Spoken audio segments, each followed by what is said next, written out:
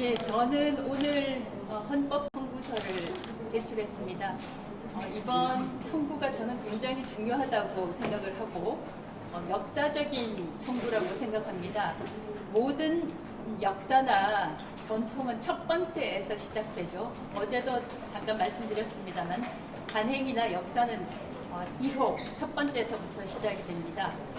만약에 이번 헌법 소원 청구에서 헌법재판소가 저의 청구를 기각을 한다면 저는 위인폐관을 합헌이라고 선언하는 거나 마찬가지다 이렇게 생각을 합니다. 특정 기관장이 마음에 들지 않으면 기관을 폐관, 즉 위인폐관을 합헌적으로 만드는 것이다. 이렇게밖에 볼 수가 없습니다. 그래서 앞으로도 어떤 대통령이나 어떤 다수당이 특정 기관장이 마음에 들지 않는다라고 하면 기관의 이름을 바꾸어서 다른 기관을 만들고 그 특정 문제가 되는 특정인이 몸담고 있는 그 기관을 폐관할 수 있다. 이런 선례를 남길 것이기 때문에 대단히 위험한 관례에 합법적이다, 또 합헌적이다 이렇게 만들어주는 거나 마찬가지라고 생각합니다. 저는 헌법재판소가 대한민국이 자유민주 국가라면 마땅히 이 저의 헌법 소원 청구를 인용을 해주실 거라고 생각합니다. 또 여기서 그러면 질문을 한번 받아볼까요? 기자들 혹시 질문할 기자들 계시면 질문을 받겠습니다. 가처분 신청도 내서? 가처분 신청은 헌법소원 청구 번호가 있기 때문에 1324라고 있나요? 거기서 번호를 받고 바로 가처분 신청도 하게 됩니다. 지금 접수했습니다. 예, 지금 조금 전에 접수를 했습니다. 가처분으로 구하고자 하는 건 어떤 내용입니까? 헌법소원에서도 나와 있지만 평등권이나 아니면 직업선택권 이런 것들이 침해를 받고 있기 때문에 거기에 대해서 중지를 해달라라고 가처분을 한 것이고요.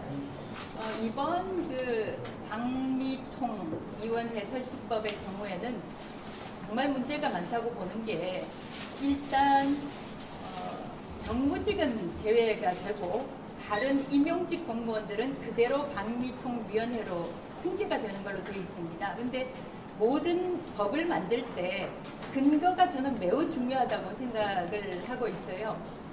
그러면 왜 정무직은 승계가 안 되고 임용직들만 승계가 되는지 그 설명이 돼야 되는데 거기에 대한 합리적인 설명이 있나요? 없습니다. 그래서 이런 부분도 국회에서 입법부에서 설명을 제대로 하지 못했고 특히 또 이건 정무직은 저 혼자뿐이기 때문에 저에 대해서 표적 입법이다 이렇게 저는 보고 있고 저 개인뿐만 아닙니다. 여기 많은 언론인들이 와 계시지만 이건 이진숙을 축출하기 위한 숙청하기 위한 표적 입법이다. 많은 분들이 그렇게 설명을 하고 있어요. 그렇게 받아들이고 있어요. 그럼 그 많은 분들이 그렇게 설명하는데 이것이 문제가 있다라고밖에 얘기를 할 수가 없잖아요. 입법부는 물론 민주당은 물론 부정하고 있지만 저 하나를 뽑아내기 위해서 그것도 대통령 비위에 거슬린다 또는 민주당에 거슬린다고 해서 이런 법까지 만들었다. 이런 입법부의 낭비, 입법부 능력의 낭비가 어디 있겠습니까? 그리고 또 하나 위험한 것이 방송통신심의위원장을 역시 정무직으로 만들고 탄핵이 가능하게 했고 또 청문회를 하도록 만들었습니다. 세상에 저는 어느 선진국에 이런 식의 심의위원장을 사실상 공무원으로 만드는 그런 나라가 저는 없다고 생각을 하고 없다고 알고 있고요. 그렇게 되면 사실상 맞춤식 심의를 하게 될 위험이 매우 크다. 저는 그렇게 보고 있습니다. 방송사에서 방송한 것에 대해서 특정 다수당을 심기를 건드리는 그런 보도가 있을 때 그런데 집중 심의를 하게 되지 않을까 매우 우렵습니다. 방송통신심의위원회를 정부 아래로 갖다 두는 것과 마찬가지의 효과가 날 것이다. 그렇게 생각하고 있습니다. 이번 그 헌법재판소에서 만약에 이게 기각이 되면 저는 다수당의 횡포가 합법적이고 다수당의 독재, 다수 독재를 합헌적으로 만드는 그런 결과가 될 것이다 라고 저는 평가를 하고요. 헌법재판소가 현명한 결정을 해주실 걸로 저는 확신하고 있습니다. 제 경우에는 헌법재판소하고 인연이 있는 것이 작년에 2024년 7월 31일에 취임한 이후 3일 만에 탄핵을 당했습니다. 그런데 헌법재판소에서 현명하게 판단을 해주셔서 탄핵이 기각이 됐습니다. 횡포, 다수 독재가 합헌적이라고 하는 그런 결정을 내리실 걸로는 생각지 않습니다. 네. 하나 더 여쭤보면 네. 앞으로 그럼 기관들이 이제 사라지고 새 기관이 생길 때 정무직 공무원들이 승계를 해야 된다 이렇게 주장하시는 거예요? 저는 제가 그런 입장이 있지도 않고요. 정무직이 승계돼야 된다라거나 아니면 승계돼서는 안 된다라고 주장하는 것은 아니고 만약에 법에서 그것도 부칙에서 정무직은 안 된다라고 얘기할 때 왜 안 되는지 그게 타당하게 합당하게 설명이 돼야 되는데 이번 법에서는 그런 타당한 설명이 없죠. 지금 질문 주시는 그 기자분 왜 안 된다고 생각하세요? 정무직은? 기관이 사라지면 당연히 기관이 사라지는 게 아니라 기관이 승계되는데 정무직만 제외한 전례가 전혀 없습니다. 헌법 개정을 통해서 이제 헌법적으로 그런 조치를 한 경우는 있는데 그러지 않고 이번처럼 법률을 통해서 기관이 없어진 것도 아니고 기관이 승계되는데 모든 공무원을 승계하면서 정무직만 승계해서 제외한다라고 한 전례는 전혀 없고 그런 것들은 입법부에서 자기들이 입법을 통해서 행정부의 권한인 임명권을 직접 행사한 거하고 똑같은 거거든요. 그러니까 삼권 분립을 침해하는 겁니다.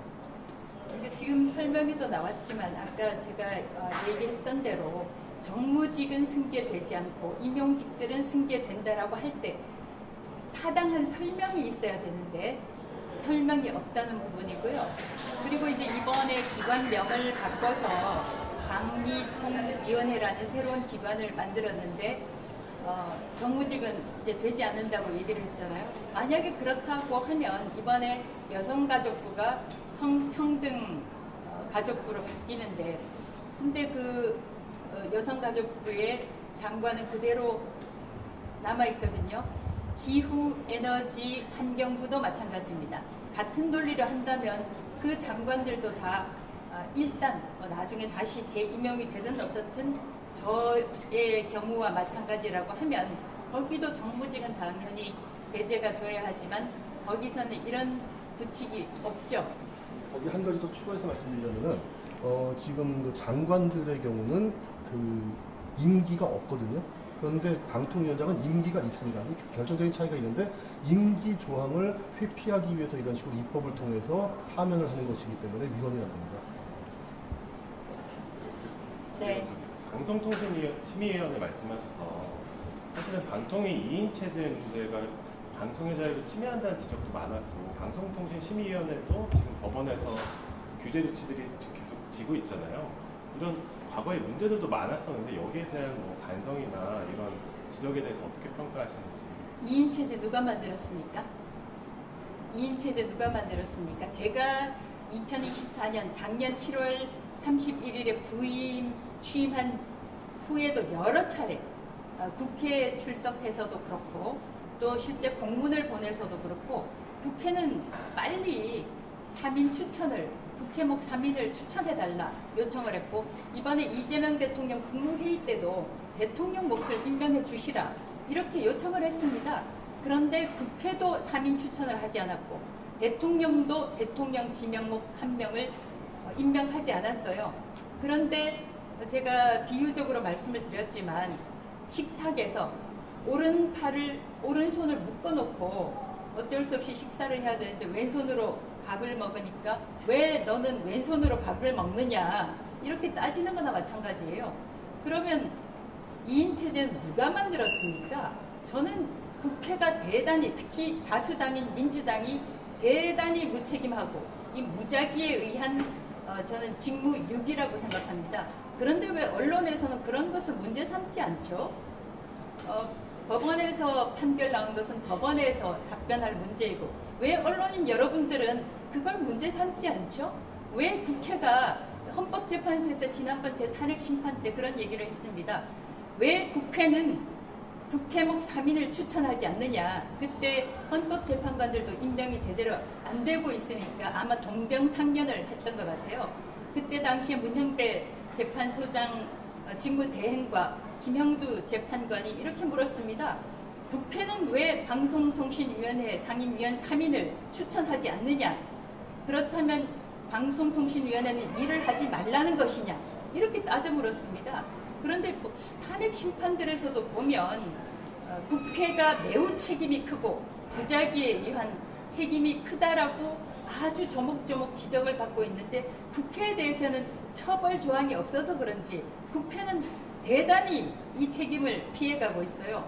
그러다가 하다 안 되니 제가 저라는 큰 방해물이 나가지 않으니까 세상에 기관을 없애버리고 새 기관을 만든단 말입니까? 여러분들 언론인들께 감히 제가 요청합니다. 왜 언론인들은 국회 책임을 묻지 않습니까? 이거는 언론인들의 부작위에 의한 직무유기 아닙니까? 언론이 왜 존재합니까? 예, 저는 오늘 헌법 소원 청구서를 제출했습니다. 이번 청구가 저는 굉장히 중요하다고 생각을 하고 역사적인 청구라고 생각합니다. 모든 역사나 전통은 첫 번째에서 시작되죠. 어제도 잠깐 말씀드렸습니다만 관행이나 역사는 1호 첫 번째에서부터 시작이 됩니다. 만약에 이번 헌법소원 청구에서 헌법재판소가 저의 청구를 기각을 한다면 저는 위인폐관을 합헌이라고 선언하는 거나 마찬가지다 이렇게 생각을 합니다. 특정 기관장이 마음에 들지 않으면 기관을 폐관, 즉 위인 폐관을 합헌적으로 만드는 것이다. 이렇게밖에 볼 수가 없습니다. 그래서 앞으로도 어떤 대통령이나 어떤 다수당이 특정 기관장이 마음에 들지 않는다라고 하면 기관의 이름을 바꾸어서 다른 기관을 만들고 그 특정 문제가 되는 특정인이 몸담고 있는 그 기관을 폐관할 수 있다. 이런 선례를 남길 것이기 때문에 대단히 위험한 관례에 합법적이다, 또 합헌적이다 이렇게 만들어주는 거나 마찬가지라고 생각합니다. 저는 헌법재판소가 대한민국이 자유민주 국가라면 마땅히 이 저의 헌법 소원 청구를 인용을 해 주실 거라고 생각합니다. 또 여기서 그러면 질문을 한번 받아볼까요? 기자들 혹시 질문할 기자들 계시면 질문을 받겠습니다. 가처분 신청도 내죠? 가처분 신청은 헌법 소원 청구 번호가 있기 때문에 1324라고 했나요? 거기서 번호를 받고 바로 가처분 신청도 하게 됩니다. 지금 접수했습니다. 예, 지금 조금 전에 접수를 했습니다. 가처분으로 구하고자 하는 건 어떤 내용이에요? 헌법 소원에서도 나와 있지만 평등권이나 아니면 직업 선택권 이런 것들이 침해를 받고 있기 때문에 거기에 대해서 중지를 해달라라고 가처분을 한 것이고요. 이번 그 방미통 위원회 설치법의 경우에는 정말 문제가 많다고 보는 게 일단 정무직은 제외가 되고 다른 임용직 공무원들은 그대로 방미통위원회로 승계가 되는 걸로 되어 있습니다. 근데 모든 법을 만들 때 근거가 저는 매우 중요하다고 생각을 하고 있어요. 그러면 왜 정무직은 승계가 안 되고 임용직들만 승계가 되는지 그 설명이 돼야 되는데 거기에 대한 합리적인 설명이 있나요? 없습니다. 그래서 이런 부분도 국회에서 입법부에서 설명을 제대로 하지 못했고 특히 또 이건 정무직은 저 혼자뿐이기 때문에 저에 대해서 표적 입법이다 이렇게 저는 보고 있고 저 개인뿐만 아닙니다. 여기 많은 언론인들이 와 계시지만 이건 이진숙을 축출하기 위한 숙청하기 위한 표적 입법이다. 많은 분들이 그렇게 설명을 하고 있어요. 그렇게 받아들이고 있어요. 그럼 그 많은 분들이 그렇게 설명하는데 이것이 문제가 있다라고밖에 얘기를 할 수가 없잖아요. 입법부는 물론 민주당은 물론 부정하고 있지만 저 하나를 뽑아내기 위해서 그것도 대통령 비위에 거슬린다 또는 민주당에 거슬린다고 해서 이런 법까지 만들었다. 이런 입법부의 낭비, 입법부 능력의 낭비가 어디 있겠습니까? 그리고 또 하나 위험한 것이 방송통신심의위원장을 역시 정무직으로 만들고 탄핵이 가능하게 했고 또 청문회를 하도록 만들었습니다. 세상에 저는 어느 선진국에 이런 식의 심의위원장을 사실상 공무원으로 만드는 그런 나라가 저는 없다고 생각을 하고 없다고 알고 있고요. 그렇게 되면 사실상 맞춤식 심의를 하게 될 위험이 매우 크다.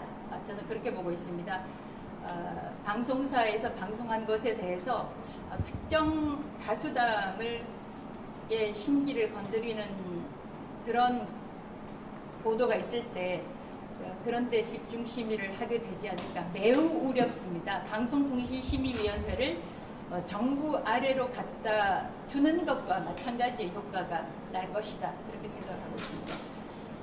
이번 그 헌법재판소에서 만약에 이게 기각이 되면 저는 다수당의 횡포가 합법적이고 다수당의 독재, 다수 독재를 합헌적으로 만드는 그런 결과가 될 것이다 라고 저는 평가를 하고요. 헌법재판소가 현명한 결정을 해주실 걸로 저는 확신하고 있습니다. 제 경우에는 헌법재판소하고 인연이 있는 것이 작년에 2024년 7월 31일에 취임한 이후 3일 만에 탄핵을 당했습니다. 그런데 헌법재판소에서 현명하게 판단을 해주셔서 탄핵이 기각이 됐습니다. 마찬가지로 이번 헌법 소원 청구의 경우에도 다수 독재, 다수당이 특정인이 마음에 들지 않아서 법을 만든 것이 이거는 이런 전통은 만들 수 없다.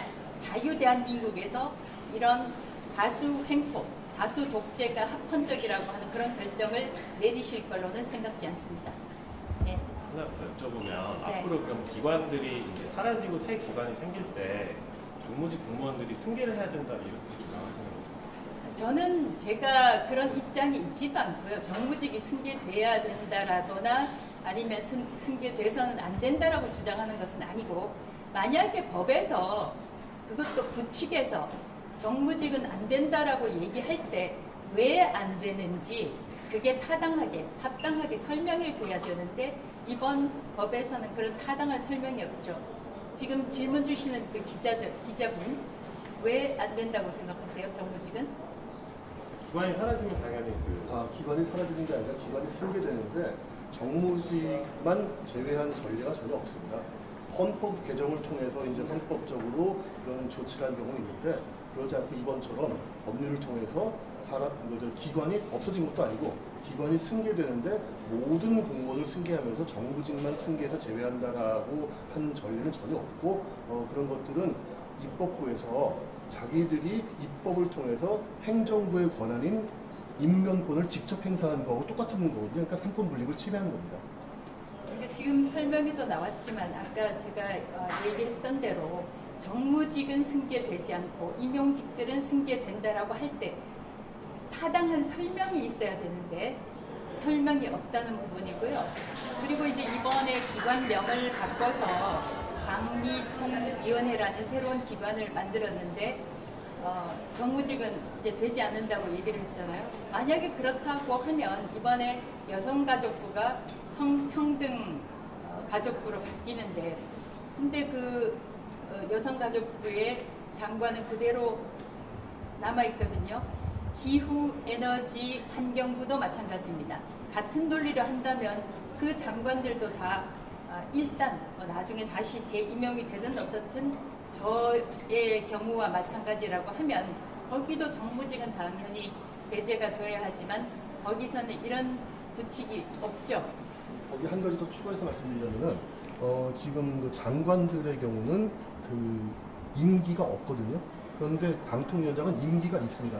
결정적인 차이가 있는데 임기 조항을 회피하기 위해서 이런 식으로 입법을 통해서 파면을 하는 것이기 때문에 위헌이라고 합니다.